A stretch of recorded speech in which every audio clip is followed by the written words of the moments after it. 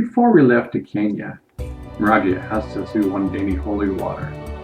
Holy water is a custom in India when the master places his foot in water. I only had a canteen, and Maraji placed his foot inside of the canteen. We all laughed. The next day we headed out for Kenya. On board the plane was Kali, Kathleen, and Tess. These were the three girls I traveled with from New Delhi. On board the plane we drank the water from the canteen. All of us got rip-roaring drunk. I've been drunk prior to that once or twice, but this is a drunk of joy. We all somehow managed to saunter off the plane. We spent a few days in Nairobi. Tess's parents lived on the outskirts of town. Kenya was an incredible country. Parts of it looked like England. We relaxed for a few days. I remember one moment at Tess's house. I was meditating in the backyard when I opened my eyes and saw Maraji standing there. He was laughing and laughing. I remember in Bombay asking him if we were to make it to South Africa. We were going to hitchhike from Kenya to South Africa. He said we would, but we were going to have a hell of a lot of adventures along the way.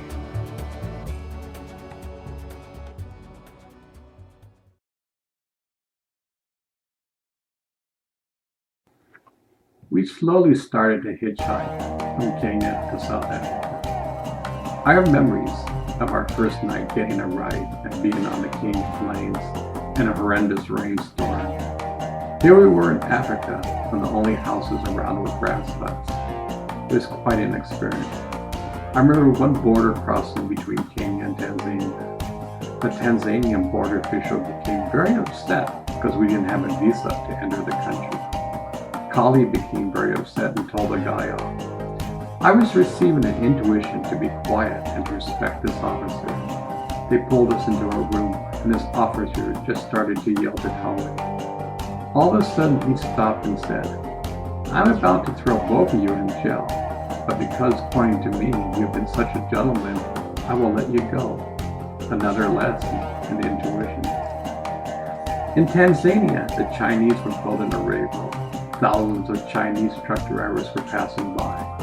They all had the same expression on their faces. I remember one ride where Kali and I got picked up by two intelligent black Africans. We got in the car.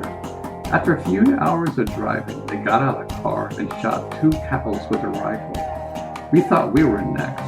They got in the car and said, "Oh, we just shot two elephants." We agreed with them. We knew we shouldn't cause any conflict, or maybe we would be next. I remember one night we were in a small jungle town in the middle of nowhere. I was eating this soup that was full of mosquitoes. The air was so thick with mosquitoes that mosquitoes were falling into my soup. It was quite the scene. It was super humid and hot. I was lucky not to get malaria.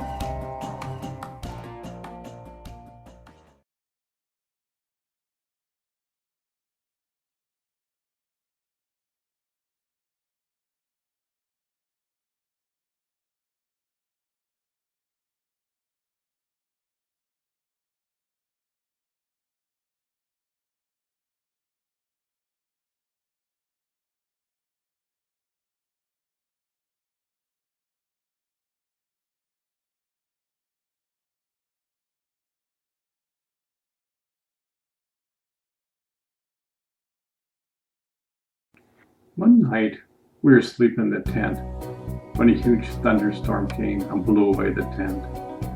We awoke and found ourselves sleeping in a sea of mud. Quite the experience. I remember looking at the telephone poles and seeing Raji laughing and laughing.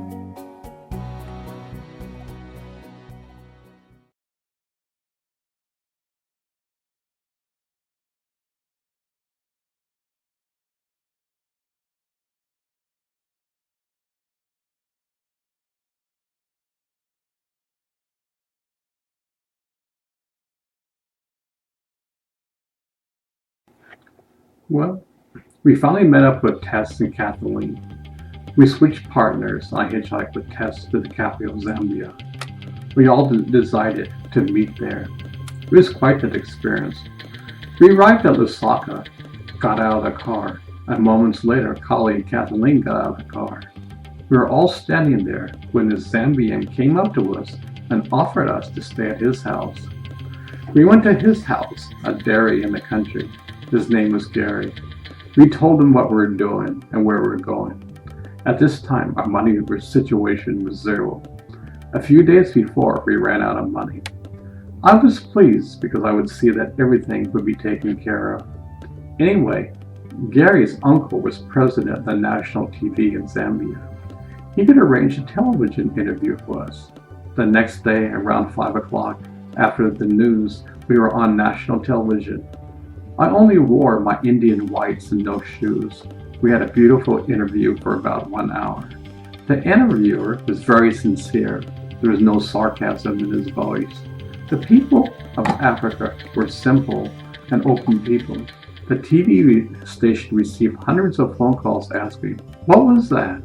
The response was so great that the next day we were asked back to the TV station.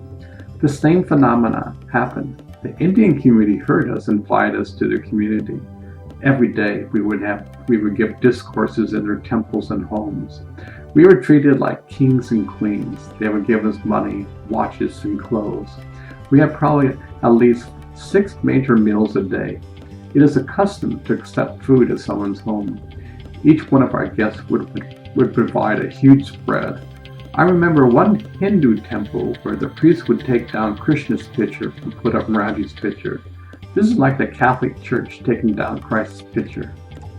I remember seeing the Victoria Falls like it was yesterday. There was hundreds of monkeys in a forest canopy overlooking this incredible waterfall. Collie and I stood on this bridge, and a 360-degree rainbow encircled us. To this day, I can visualize this waterfall.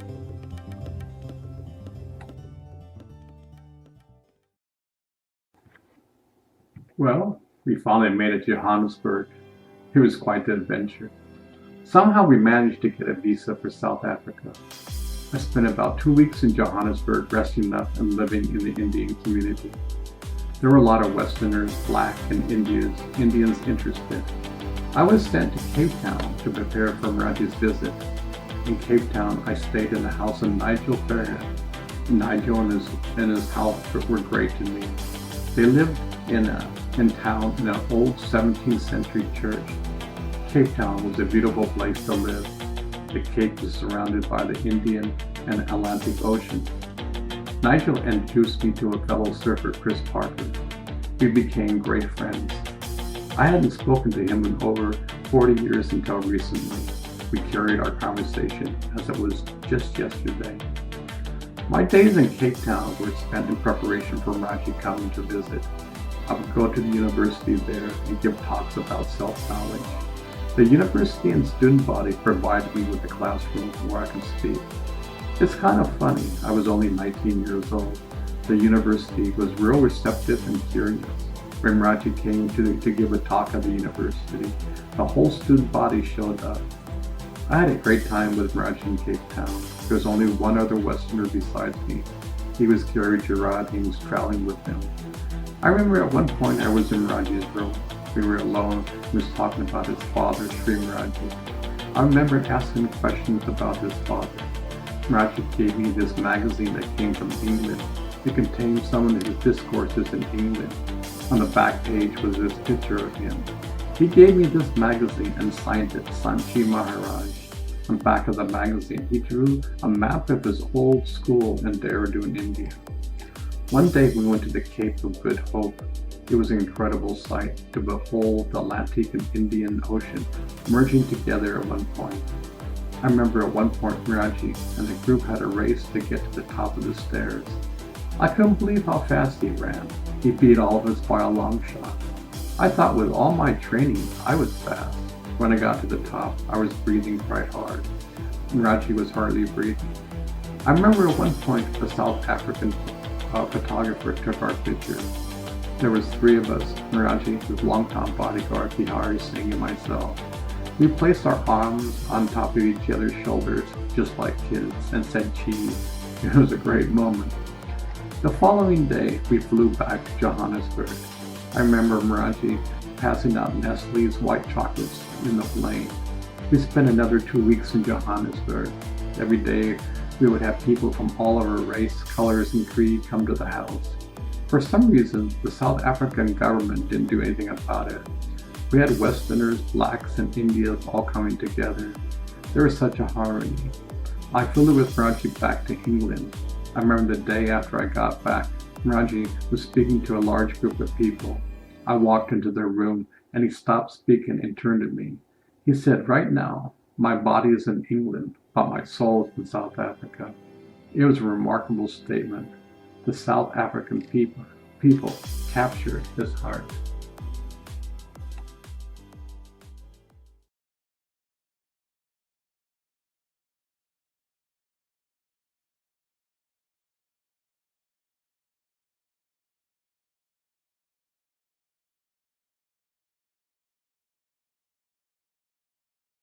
For every surfer's dream would have the chance to surf in spots around the world.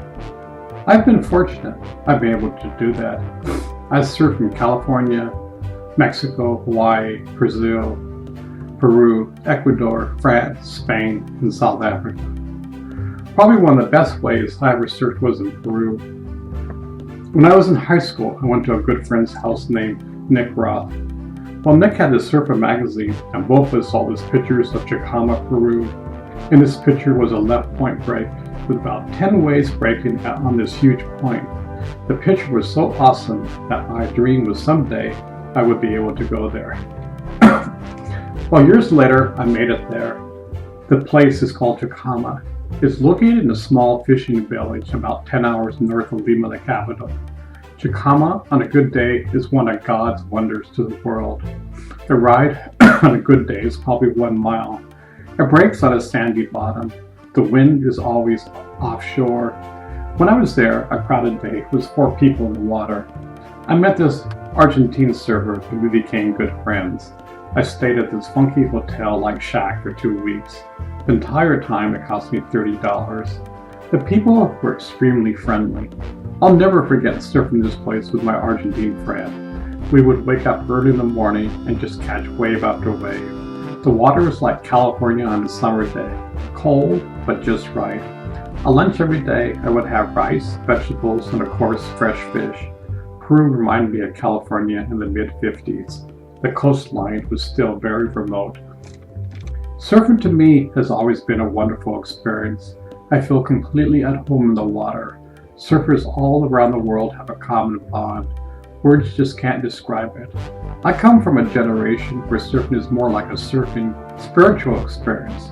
I remember days with my brother where after each wave you'd be so happy you could hardly paddle back out. There's nothing like being on a wave where the wave just tubes over you. All you can see is a small light at the end of the tunnel. The sound inside is so serene. Then you come gushing out. Talking about joy. I feel surfing allows me to be in harmony with nature. Living in Hawaii, I'm at the door before sunrise so I can be the first one out in the water. It's such a glorious feeling to be out there riding alone.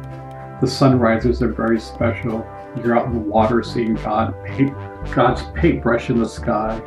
A few of your friends paddle out and you're in bliss. We know that we are fortunate. At times in my life, I have the opportunity to surf the wave inside of us. I remember riding a rainbow-colored wave that was alive. This wave was joy itself. It carried me with so much love. I remember closing my eyes when I was taken to another dimension. I was in this cosmic sea. It was like water, but it wasn't. You could call it a light essence. Anyway, I had this golden surfboard I remember taking off on waves and riding for infinity. The joy and sensation was incredible. As a wave was breaking, this incredible music came out. You can get locked in for a few minutes on end. Inside, you felt totally one with the wave. The wave was conscious and so were you. I'll never forget that experience. It only happened probably 3 or 4 times. I'll probably surf the rest of my life. I'm over 40 and yet I can still be in the water for 68 hours straight. The only reason I don't stay warm, I also have a family. Surfing has been real good to me. It kept me out of a lot of trouble in high school. While my friends were partying, I was out in the ocean.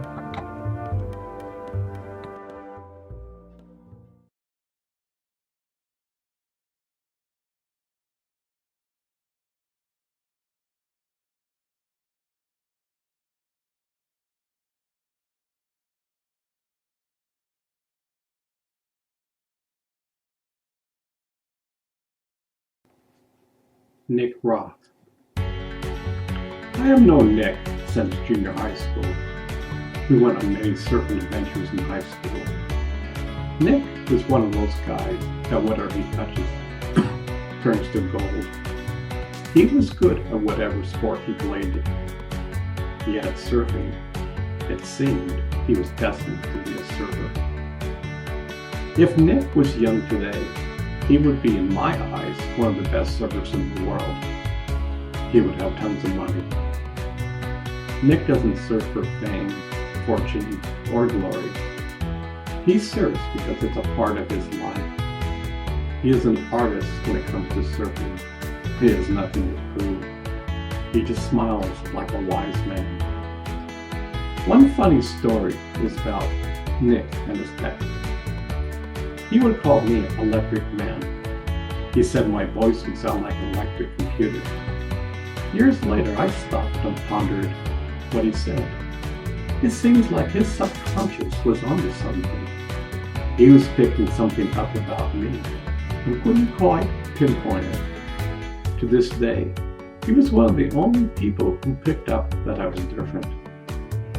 Nick moved from Orange County to Depot Bay about 10 years ago. He still surfs at 64 years old. I saw him for the first time in years, and we connected. That time is endless. It just seems like yesterday we saw each other. In fact, it was over 30 years ago. Nick is definitely a web in my life. We have had many great journeys together.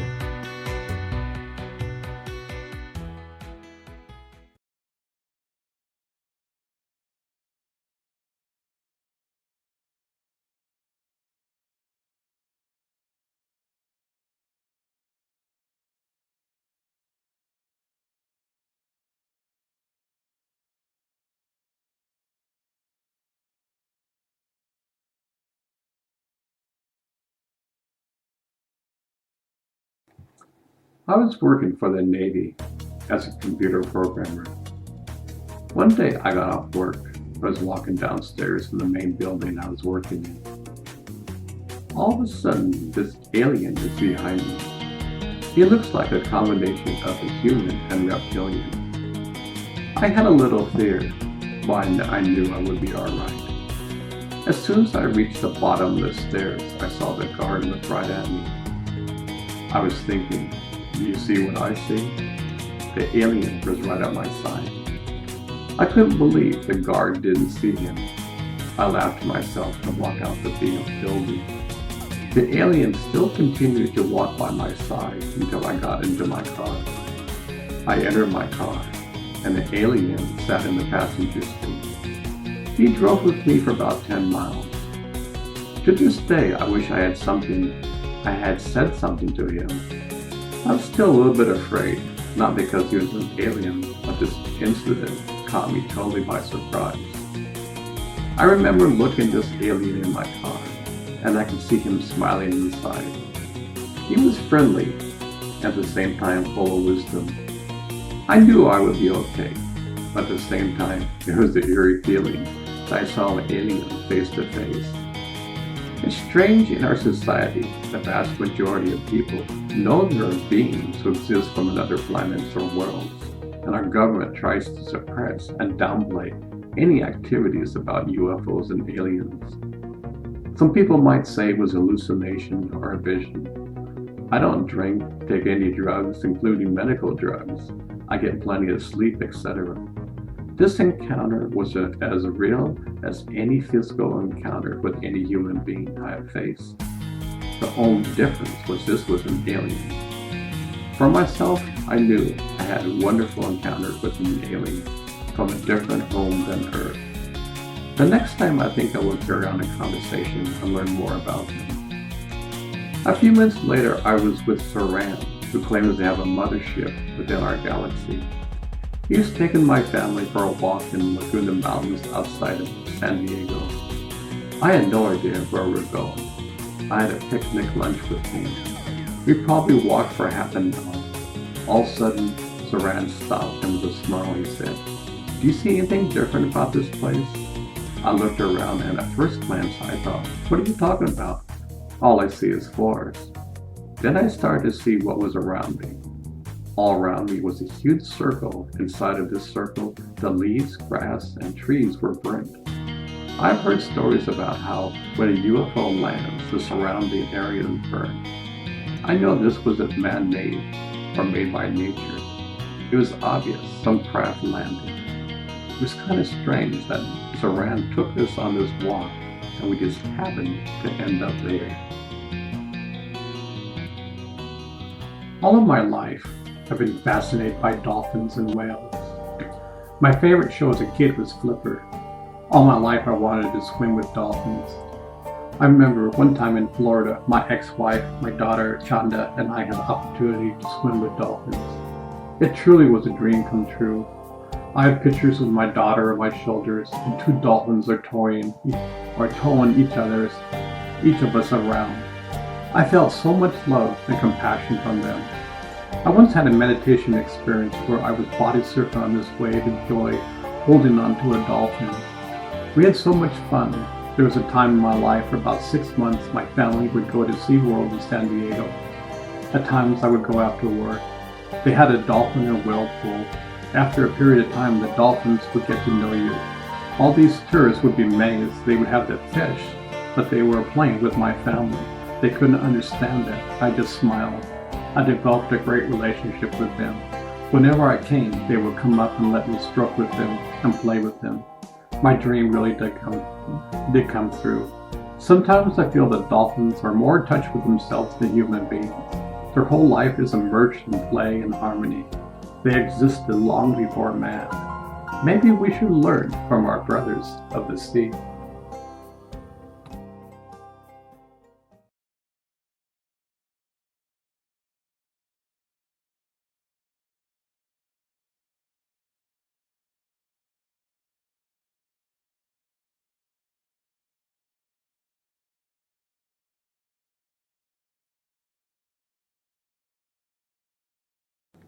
The first time I went to Sedona, I was in Phoenix for a 4-day retreat.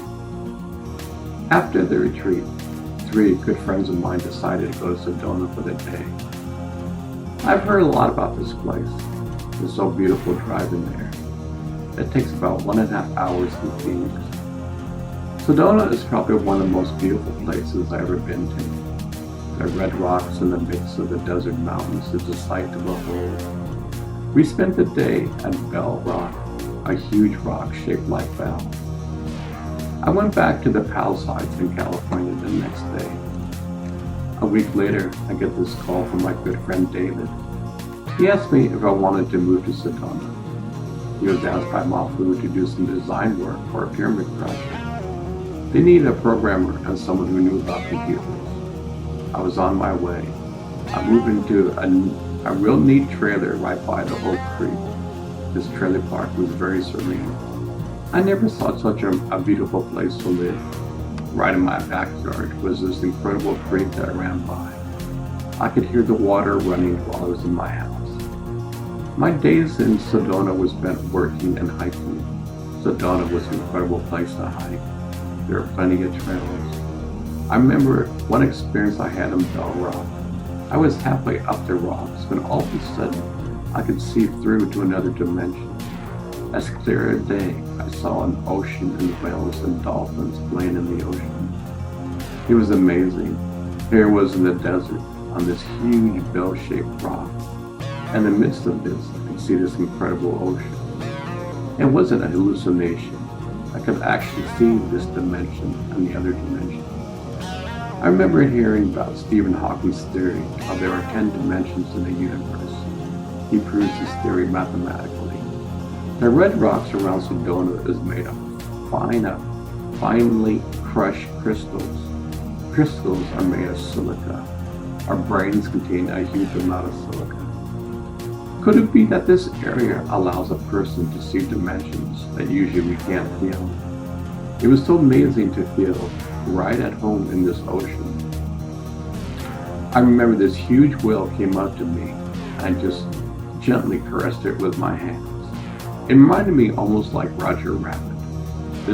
There was a so-called real world and there was another cartoon world. both worlds existed. I had a wonderful summer in Sedona. My daughter Chanda came out for the summer, and we just played. We had a great time. Both of us are very close. While I was living in Sedona, I was in the seminar where the leader was going to put us on a fire walk. The purpose of the fire walk was for individuals to go beyond their fears. By walking across fire and not getting burned, it has an amazing effect on the human psyche. We all participated in building the fire. We all gathered wood. There was a small ceremony and the fire was lit. When the coals were nice and hot, the leader said a prayer and he walked across the burning coals. There was probably around 40 of us. One by one, we started to walk over the coals. When it was my turn, I said to myself, well, here it goes, and slowly walked over the coals. I didn't burn myself, nor did anyone I know. I was ecstatic.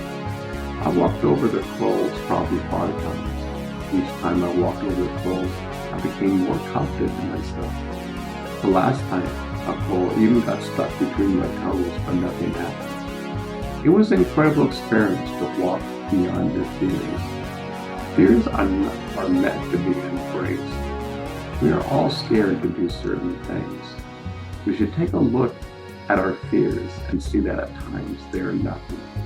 They can't harm us, but they can stop us from performing some action that will help us grow. I try to see fears as my friend. I try to get to know it. When I first moved to Hawaii, I was scared of the big waves. These waves would have so much power. Since then, I've trained myself and spent time in the water. Now I love when the surf is overhead. It is all facing our fears and doing practical things to overcome them. I trained myself to be in overall physical condition. Then when the surf was up, I was in top mental, emotional, and physical health. By overcoming my fears, I feel at home in the water. I can take off on large waves and experience a ride of a lifetime. In the end, all of us has fears that we have to face. Let's face the monster. After all, in the end, we will see it's not so bad after all.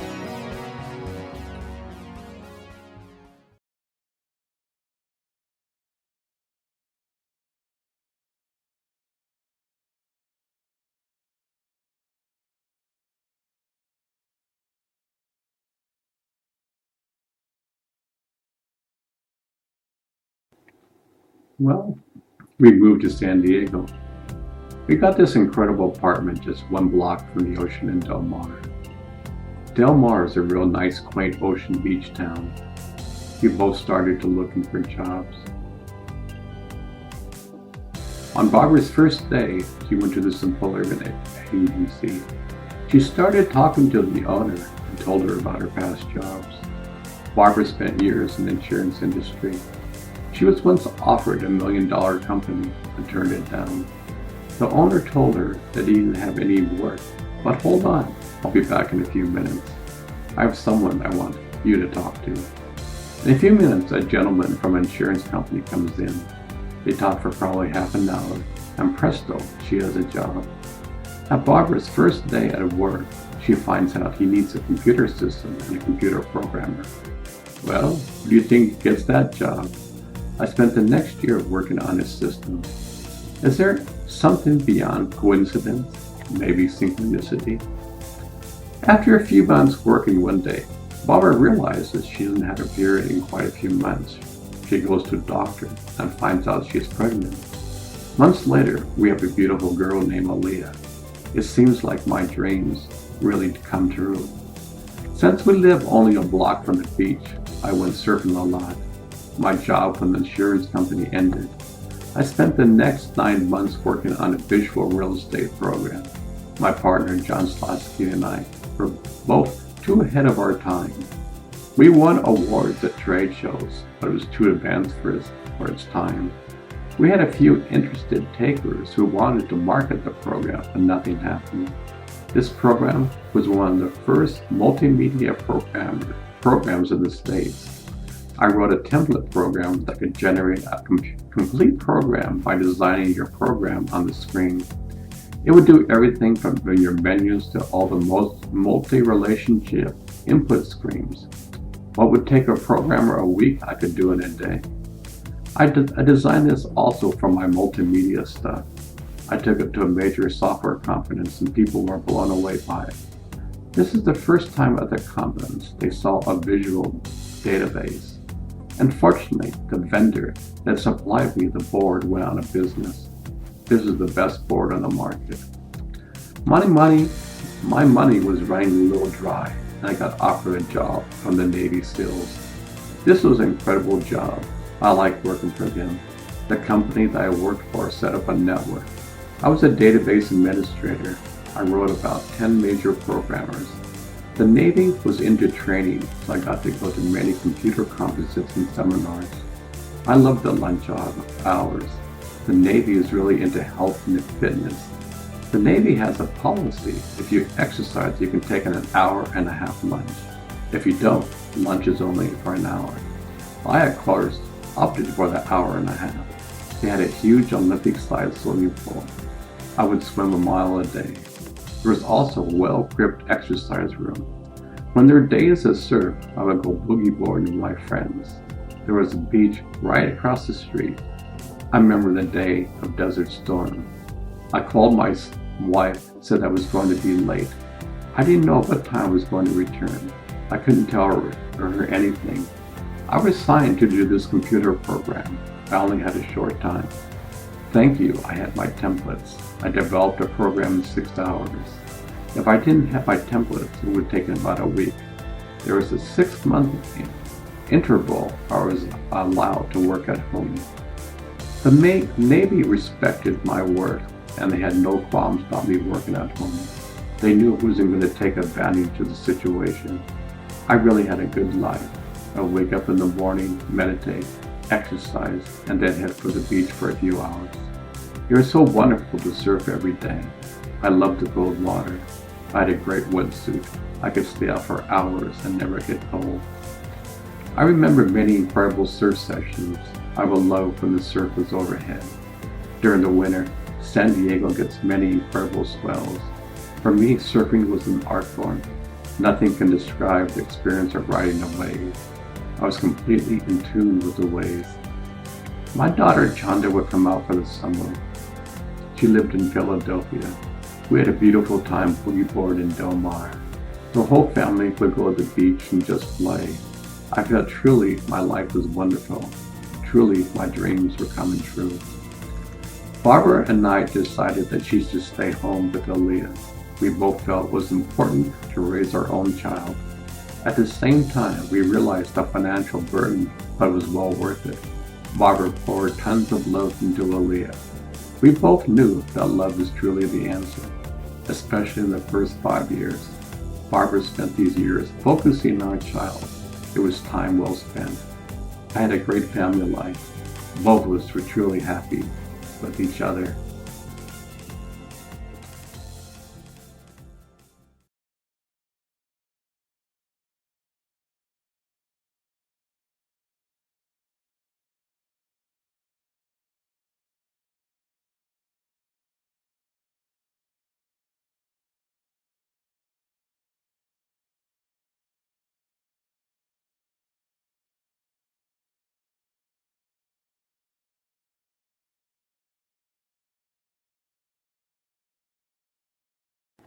One morning, I was driving to work where I had this incredible flash, which only lasted for a second.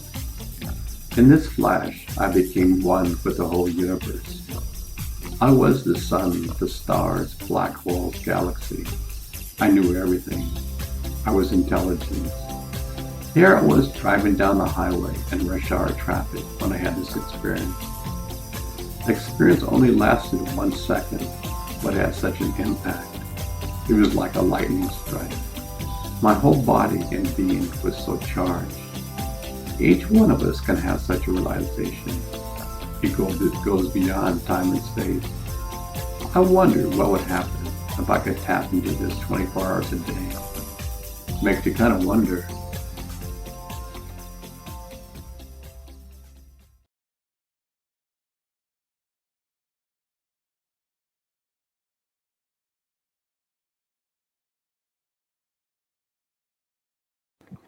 One early morning, I was meditating using Mafu's technique. I felt such joy and happiness. All of a sudden, I felt this incredible power. I saw this incredible clover at my root chakra. This clover was slowly rising up my spine. The energy was incredible. It was so real. I became a little afraid due to the power and the cobra. I knew I would not be harmed at all. I controlled my fear and let the experience grow. The cobra went all the way to my third eye, which is the pituitary gland. At each step of the way, I would have a different experience. I've always heard about the Kundalini experience, but this is the first time I had the experience to see it. The Vedas talk about this experience. The cobra was so real. It was like you had to face your greatest fears, and then and only then could you be taken to a different level of consciousness. It's amazing this experience exists inside of our own being, and yet it is dormant. We are so involved in this world that we simply are unaware of a greater reality. I learned that the scriptures of the past were based upon practical experience. We have simply convoluted the meaning of the experience and came up with a different meaning altogether.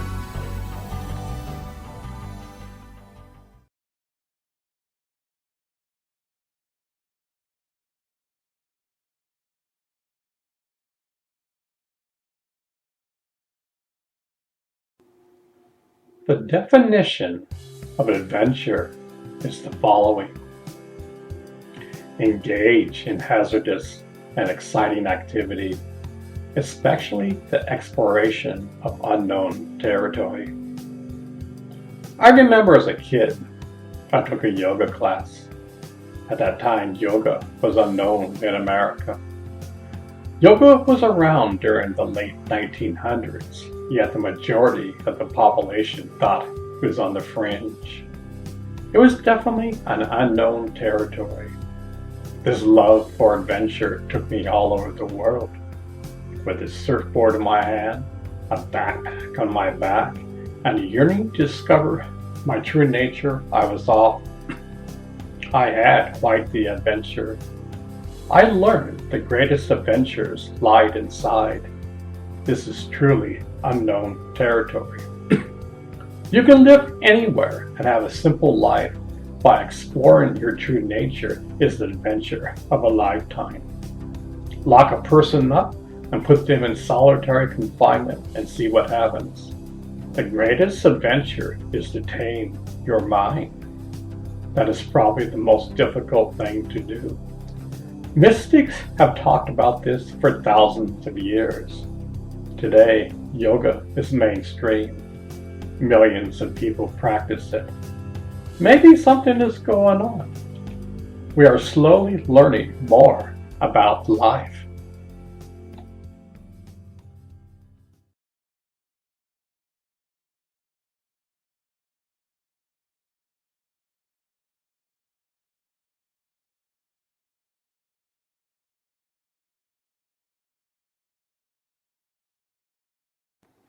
During the 90s, our family moved to Maui. I got a job working for the Haleakala Observatory. Boeing was the subcontractor. The Air Force operates the Maui Space Surveillance Complex. The Air Force was tracking space debris and satellites. One of my first projects was a dome automation system. Imagine at midnight you would have a dome operator who should have a switch to move the dome clockwise or counterclockwise. During the winter, it would get extremely cold. The operator would be wearing a snowsuit. At times during important tasks, they would doze off and fall asleep. I was instructed to automate this process. My friend Paul was charged with the overall hardware design. I was assigned to the software side. The program was written in C++, which I was not familiar with. Anyway, we had a short timeline to pull this off. Paul and his crews installed barcode readers around the dome. We had an IBM pizza box that we used. The basic formula was we had to take the as pole and deck positions and calculate where the dome should move to. At times we had to force the dome to go super fast. When we got to our destination, we had to slow down and then stop. We had to make fine adjustments along the way. When we first tested out the system, we could hear a hum when we were stationary. We quickly fixed this. The system was installed on time. The system was so successful that we had another dome that was requested to have the same software and hardware installed. I remember one day I went to the observatory and they were looking at a tape from the past evening. The past evening a UFO was spotted on Maui. It was reported on the evening news. Several of the people who investigate this kind of phenomenon had no clue what the object was. They said nobody on Earth makes anything like that. I had a couple of close surf friends who worked there. We worked 4 10-hour days. This included drive time. The ride up the mountain was incredible. As you drive up here, you can see both sides of the island. Rainbows would appear and disappear. We would drive in vans and take turns driving. One of my bosses was a surfer, so on good days we would go surfing and then drive up the mountain. Because it was an observatory, no light was allowed. Imagine coming home and seeing thousands of stars. We would listen to Hawaiian music. My favorite singer was Israel. I saw him in concert twice and listened to him on the radio. He played the ukulele and he had this voice from heaven. His melody as somewhere over the rainbow. What a wonderful world is famous worldwide. It took time to get to know the Hawaiians. As I spent time with them, they would open up and become your friend. Many of them seemed to not care about you, but in time, they opened up their heart to you. I love the Hawaiian spirit, their culture of family and friends. Surfing was a way of life for them. The ocean was in their blood. Whether people believed it or not, they descended from the Moya, which was one of the first ancient races. Many of the Adam and Eve concepts came from this ancient culture. To this day, the magic and mana continue. Many of the kahuna to this day believe in Lemuria and its ancient cultures. One of my favorite surf spots was Pakakalo near Wailuku. It is a river mouth with reef break. One day I surfed it in the morning and it was 4 to 6 Hawaiian. The Hawaiians measured the wave by the back, so our 4-foot wave to them is 2 feet. Anyway, the swell then went to 6 to 8 feet, and then 10 to 12 feet. The waves were so large that when they broke, the ground would shake 25 feet below. I remember that one huge set came in. I was in the right place at the right time. I paddled hard and I dropped in easily. I did a bottom turn, and this huge wave tunneled over me. I was riding with pure delight. My friends were in the channel paddling. They were screaming with joy from what they were seeing. It was probably the best wave of my life. It took a long time to make it to shore. When I did, many of the surfers wanted to kiss the ground because of how large it got in such a short period of time. My family loved Maui. We live in a mountain called Maui, which was upcountry. You don't need an air conditioner or heater. Where we lived, we had a huge avocado tree, bananas, orange, and passion tree. We lived in Maui for 6 magical years.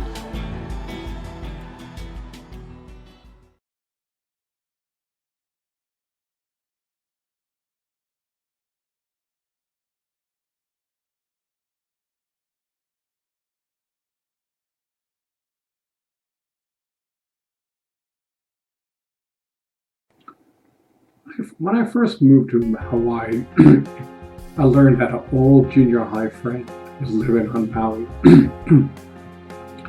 I hadn't spoken to him in probably 20 years. Paul was a twin too, so we had a lot in common. Both of us were surfers. When I met him after 20 years, I was real impressed by him. He was truly a genuine human being. He carried that aloha spirit. He was a genuine. He was full of love and compassion. He had a lot of friends on this island and introduced me to them. I didn't pick up any ego from him at all. We became greater friends. I would meet him very early in the mornings at the beach. He taught me the ropes about surfing in Hawaii. He had a great sense of humor. Both of us were involved in our quest to find God. We shared a lot of love and brotherhood together. I found out that he was dying from cancer. He had cancer for 5 years. It would come and go. Paul never complained about it. When I was in his presence, I felt gratitude that I knew a human being like this. In the end, Paul died. Hundreds of surfers came to a huge party at the beach. This is what Paul wanted. He wanted each one of us to cherish life. Even amidst his death, his presence was there. Paul, wherever you are, I love you. Aloha.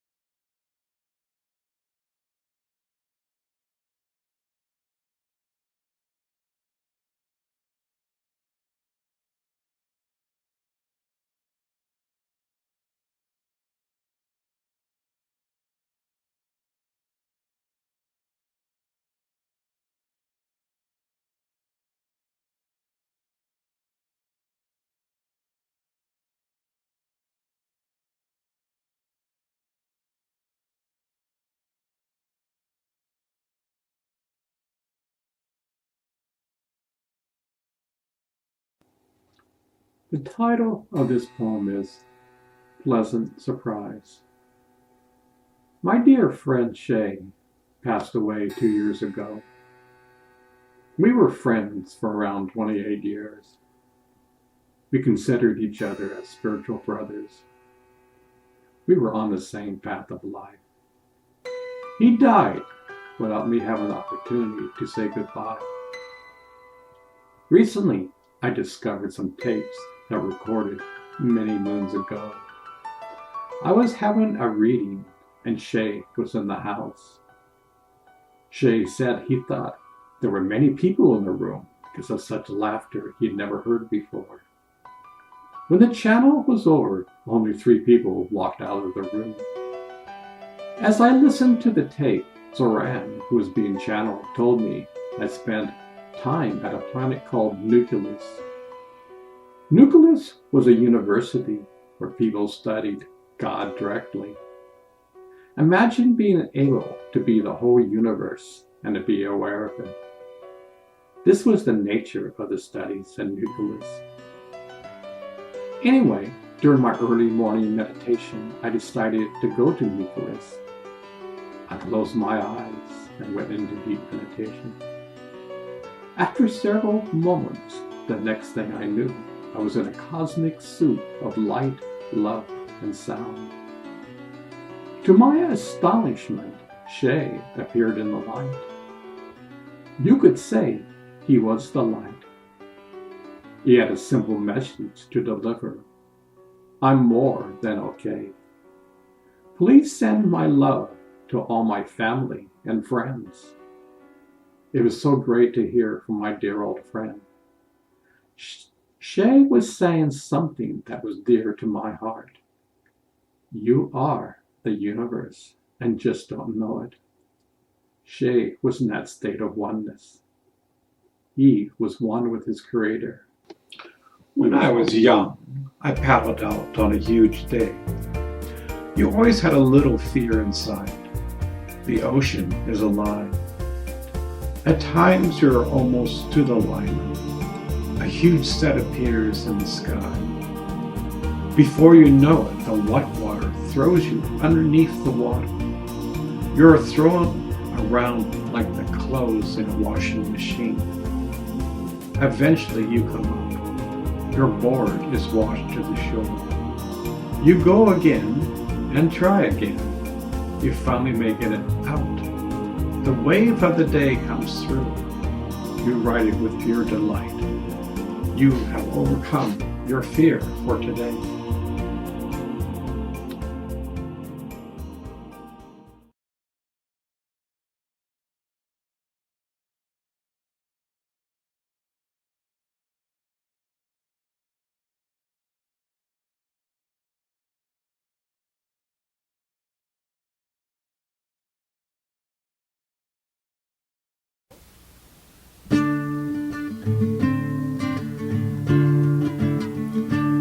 Whatever you focus on, you eventually become. If you want to be a surfer, you first paddle out on a small day. Maybe some people paddle out their first time on a huge day. I wouldn't advise it.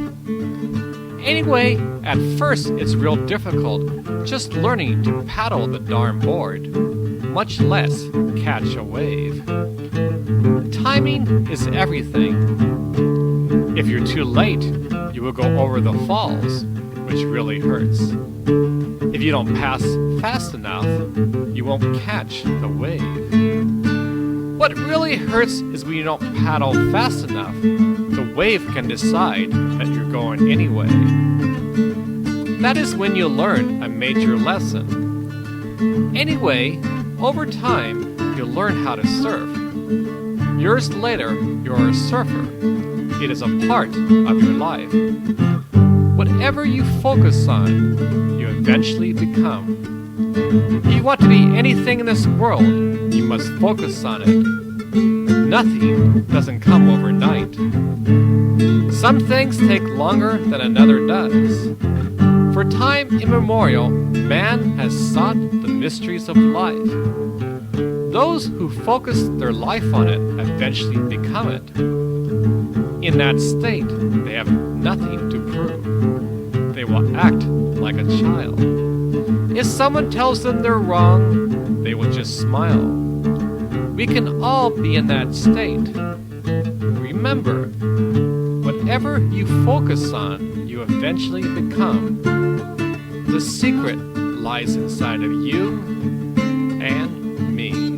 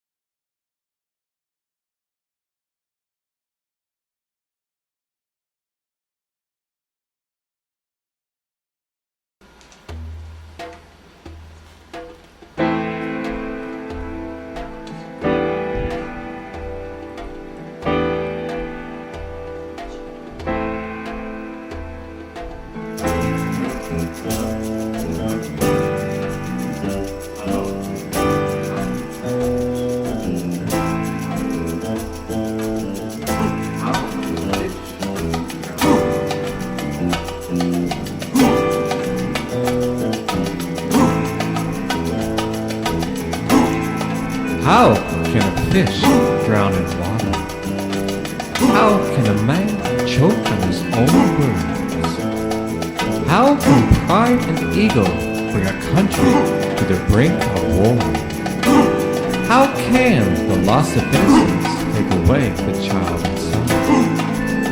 How can man pretend to be so smart when he's sawing off his own limbs?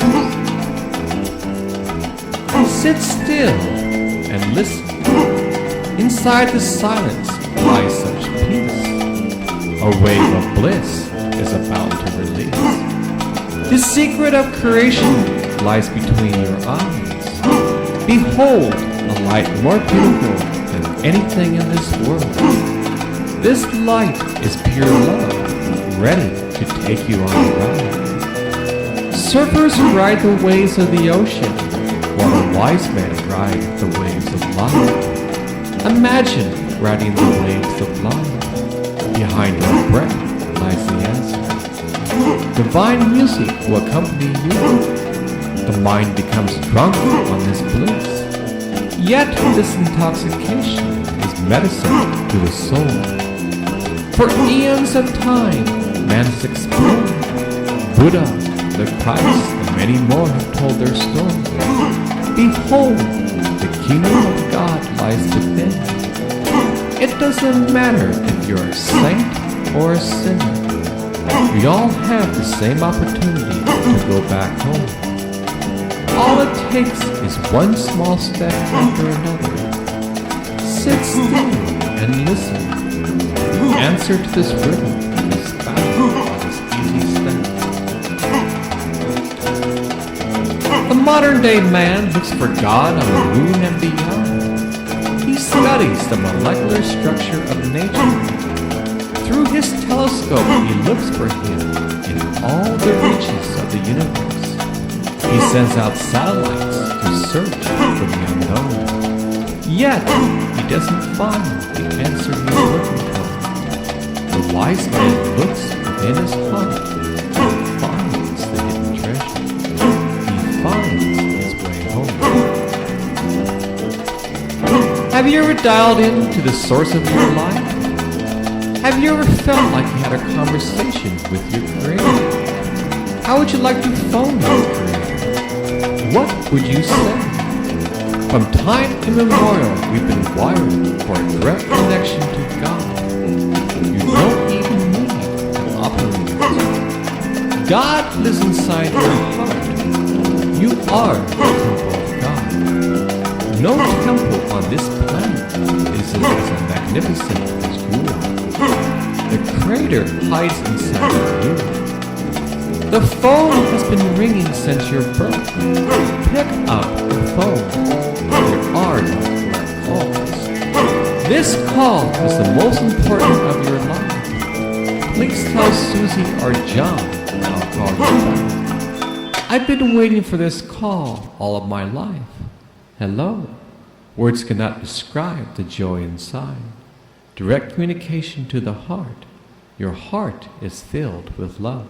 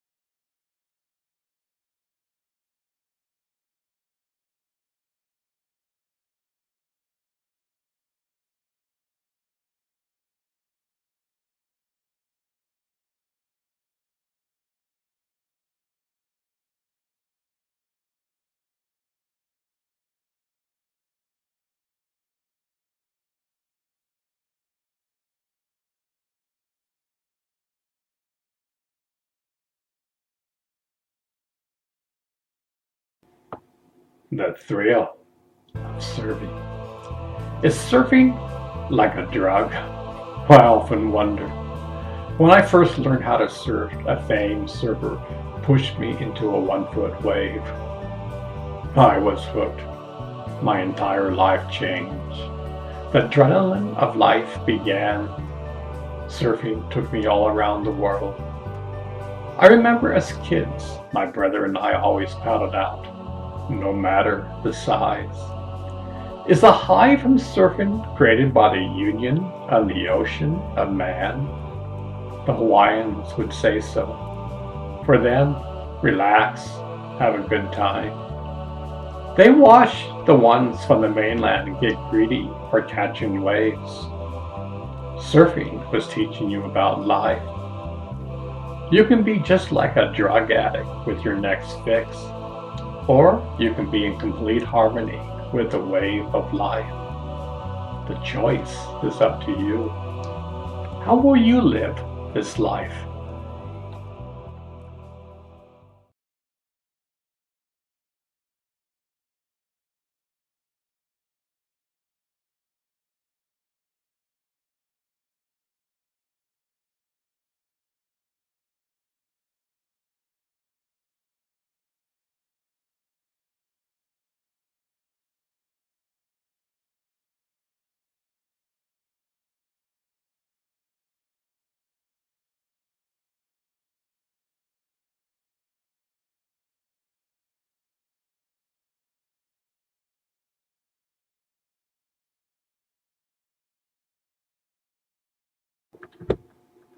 The surfboard. The surfboard is the vehicle to ride the ocean waves. You can take this board around the world and ride the magnificent waves. You paddle out. You encounter obstacles along the way. When the waves are big, you're panting for breath. I made it out. Now what do I do? You wait for a wave to come. Oh, look at that one. I'm in perfect position. You either catch the wave or you don't. The wave doesn't wait for you. You stand up and you make the drop. Your mind is totally at peace. You are in the zone. You made the wave. Or, I'm paddling for the wave. I think I got it. Oh my God, I'm going over the falls. It seems like years I'm underwater, and only a few seconds go by. The wise men were surfers of their day. They discovered the waves of light. There's an ocean within, just waiting to be discovered. Did you know you are a surfer?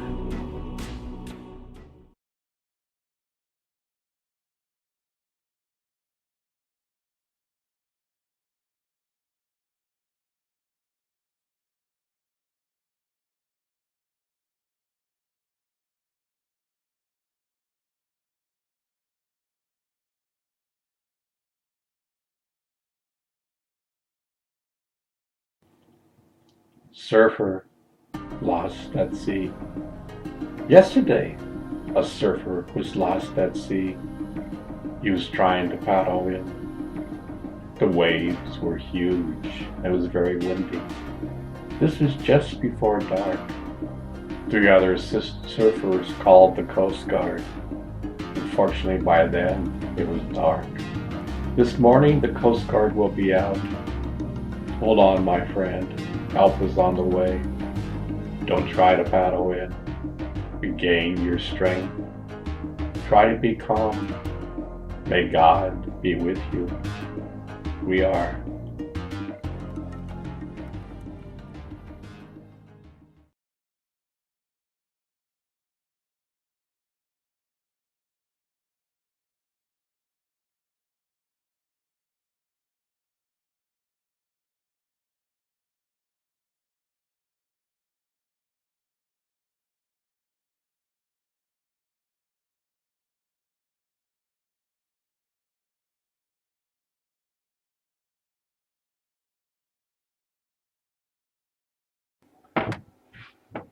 I lived in the land of Aloha for 6 glorious years.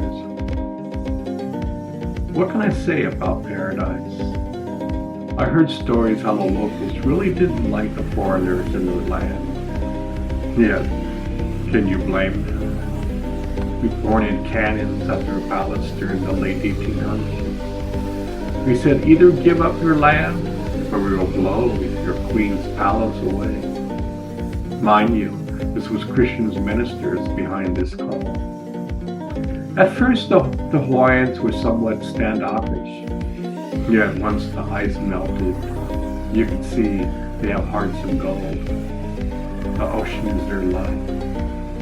Everything revolves around the sea. They laugh when they see surfers coming up from afar. These surfers are so competitive. They have lost the sense of aloha spirit. Waves are meant to be conquered. Somehow, the Wild West is still going on. The Hawaiians have learned to be in harmony with nature. They have learned to slow down and appreciate life. The ocean will do that to you over time. Because these are islands, the waves rock them to sleep. Just the sound of the ocean slowly calm down the mind. You have to listen carefully. Unfortunately, with cell phones in hands, the majority miss out. Isn't it amazing? Even in paradise, we can't see the forest from the trees. The Hawaiians use their garage for social gatherings. They usually have a large picnic table in the center of the garage. Family and friends are cornerstones in their life. They know how precious life is. Their culture goes way, way back. It's a lot older than what we thought. Some say it came from the stars. Isn't it amazing that most indigenous people say the same thing? Where do you come from? They will point towards the sky. Have we lost such sacred knowledge? Have we lost our connection to this earth? I have hope for humanity. The law of spirit lives inside of a man. Open up your heart and discover this essence inside. Aloha.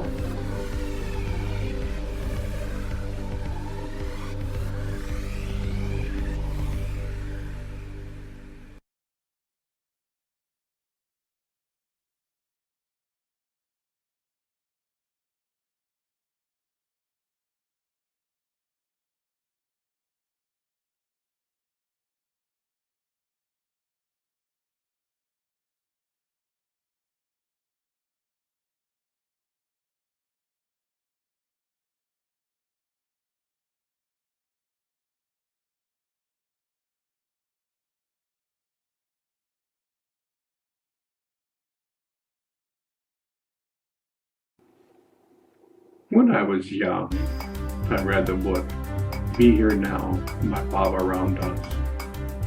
Its central theme was to be in the moment. To be honest, I really didn't understand this concept. I just started my meditation practice and everything was so new. There was an entire universe to discover inside. Many moons later, I have a more personal experience of this. Imagine the difference of sitting on the beach watching the waves. Now imagine you are a surfer riding the waves. Big difference. To be in the moment, one needs to be engulfed with the wave of life. There's something keeping you alive. There is a power, a force of love filling the entire universe. One learns over time how subtle the experience is. Our human bodies are hardwired for this experience. Yet, we can't have an experience greater than what the nervous system can handle. This is why slow and easy wins the race. By meditating over time, you are slowly building up a vessel that can understand God. To be in the moment is when you close your eyes and the experience is just there. In the beginning of my journey, it took probably an hour to settle the mind. Now the mind is my friend. It can still be a brat, yet I am truly learning how to tame it. I think that by sitting on the beach, you can have a concept and at times glimpses of this experience. Letters get letters up. In the 60s, hippies used drugs. We all get glimpses of this experience. The universe places signposts along the way. This is our true nature. In actuality, we don't have to do anything to be in this state. In this reality, we have forgotten our true nature. This is why all the great masters have said, discover your true nature. Can you imagine being inside at the center of a hurricane of the mind? In the center is absolute peace. In the center is a calm. In the center is serene. In the center is love and compassion for all. In the center are patience and kindness. Yet mankind exists in the winds of the hurricane. Our minds are restless. We may think that is not so. Yet close your eyes and watch your breath. It seems so easy, and it is. Yet tell me, the mind wanders here and there. You'll never be able to 100% to completely tame your mind, but you can learn to tame your mind. You can learn to have your mind as your friend. In the midst of life, you can learn to be in the moment. This moment is kind. This moment is filled with love and compassion. This moment is patience. This is your true nature. Be in the moment.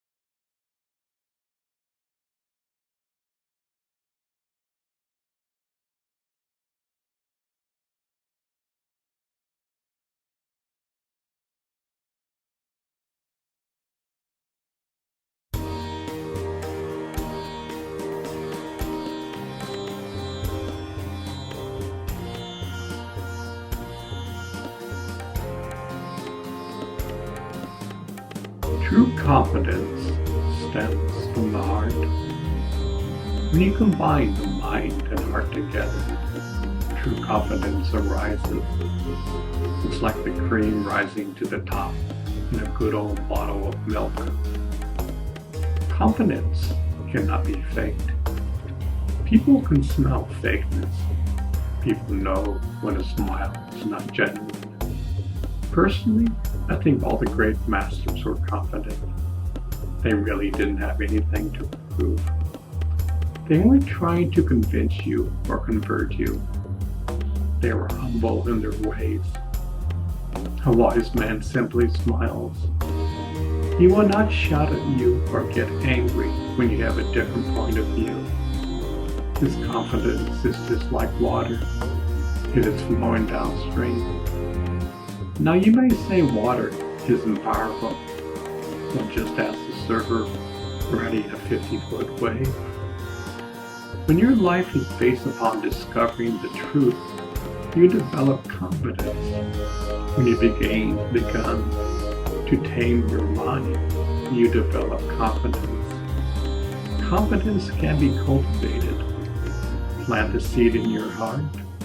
Pull the inner weeds. Water the soil. Over time, the seed will grow. A confident man must be kind. If you are confident and aren't kind, I don't call that confidence. That's a negative ego, out of control. I will not name the person, but we know one today who is like that. He pretends to be confident, but unfortunately he has lost his way. Humility is a great sign of confidence. When you understand that the universe is your partner, you gain confidence. You have no special privileges. You are no better or worse than anyone. All are the same in the eyes of God. When you see the oneness of all, your heart changes. A person in this state is truly concerned about his fellow man. He understands the miracle of life and the opportunity of helping man along the way. There are many different ways to serve. The confident man pursues the way that presents itself to him. Life may throw a curveball, but a confident man will see, been there, done that. He may not like the obstacle, but he is confident there's a solution. Does that make sense to you? What I'm trying to say, the deeper you understand life, the more confident you will be. True confidence comes from inside of you. There's a well within that is flowing with confidence. Ponder this over. Maybe this spiritual thing might be more practical than you realize.